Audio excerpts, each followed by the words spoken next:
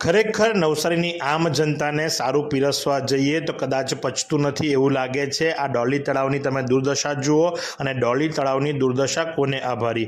હજુ તો ડોલી તળાવનું ઓપનિંગ બાકી છે, ઉદ્ઘાટન બાકી છે અને એ પહેલાં જ ત્યાંની આમ જનતાએ રમતગમતના સાધનો તોડી નાખ્યા છે, કચરાનો ઢગલો કરી નાખ્યો છે।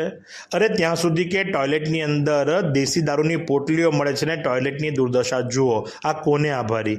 પછી મહાનગરપાલિકાનો વાંક કાઢવાથી શું ફાયદો થાય।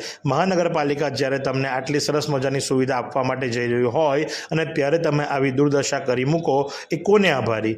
આમાં આમ જનતા સંપૂર્ણપણે જવાબદાર છે, કારણ કે જો કોઈનું બાળક ત્યાં ધમાલ કરતું હોય, સાધુને નુકસાન પહોંચાડતું હોય તો તેના વાલી અથવા તો ત્યાં ઉપસ્થિત આમ જનતા એમને અટકાવવા જોઈએ, કારણ કે એક તોડે અને બાકીના 10 જોઈને મોડું જુએ એ ખોટું કહેવાય। અને માટે જ કરીને ફરીવાર કહું છું કે ડોલી તળાવની દુર્દશા માત્ર અને માત્ર આમ જનતાને આભારી છે અને આમ જનતાએ શીખવું જોઈએ, સુધરવું જોઈએ।